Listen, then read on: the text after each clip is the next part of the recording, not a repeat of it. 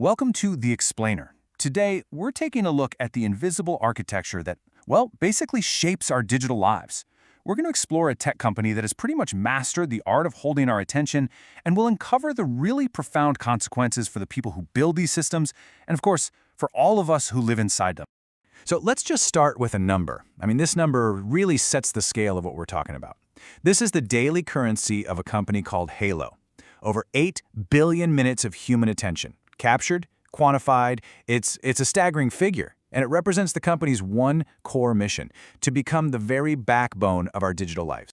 In this quote, this is how Nika Abramova, one of Halo's lead architects, describes the feeling of seeing all of that attention visualized on a screen. You see, it's not just data to her. It's this intimate, kind of horrifying look at the very structure of our collective consciousness. Okay, so let's go inside this attention machine. We're heading into Halo's headquarters, a place where the most valuable resource isn't code, it's not hardware, it's the focused gaze of billions of strangers. I want you to just imagine walking into a building where every single screen is a live feed of global desire and distraction. This isn't just about tracking what we do. Oh no. It's about building a system that can predict our next move, our next thought, and then service content before we even know we want it. So who's the engineer behind a system this powerful? We'll meet Nika. And her goal? It isn't just to make us click. She's actually trying to build us a story, whether we want one or not. And this is Nika's big breakthrough. You can just forget about simple stuff like likes and shares. Emotional coherence modeling is designed to understand the very rhythm of your boredom, of your anxiety. It literally senses the exact moment you're about to leave and serves you something that mirrors that restlessness. Maybe a joke, a confession, a shock, anything, really, to keep you locked in. So this incredibly complex, even invasive idea, it gets distilled down into 3 simple, almost elegant steps. First, it learns your personal signature of unease. Maybe your thumb starts scrolling faster, or you hesitate for just a fraction of a second longer than you normally do. Then it detects that precise moment you might leave. And finally, it jumps in, serving you the perfect piece of content to match your restlessness and just pull you right back in. It's a formula for capturing attention that is frankly both brilliant and deeply unsettling. But, Nika's boss, a guy named Arun, he sees this technology as something noble. He believes Halo isn't just distracting us, it's organizing our chaotic digital lives into these really satisfying narratives. For him, the goal isn't just engagement, it's to provide a sense of meaning, of catharsis on demand. And this right here, this is the question that haunts Nika. When a system knows you so well that it can guide your emotions from one moment to the next, is it still serving you? Or has it started writing your life for you?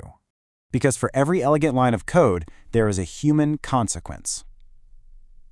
So now, we're going to shift our focus from the system's architect to a man who's living in its shadow, a ghost in the code. And this is where you really see the disconnect. On one side, you've got Halo's lofty, sanitized goals for creating a personal saga. But on the other, you have the devastating reality for a man named Elias Falk. And for him, that saga is the story of a brother lost and a life erased. So let's meet Elias. He was once an artist, praised for capturing these beautiful in-between moments.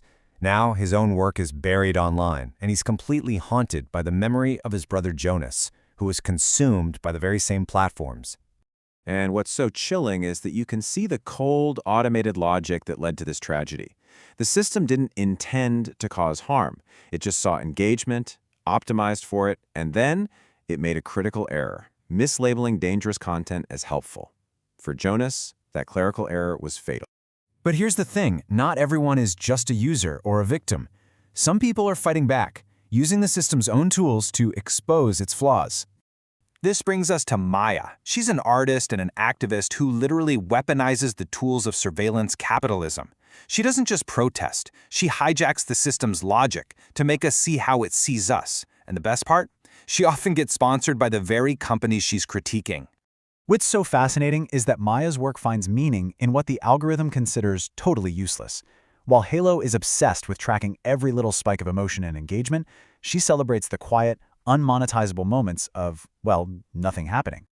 Okay, so this is where our 3 threads finally come together.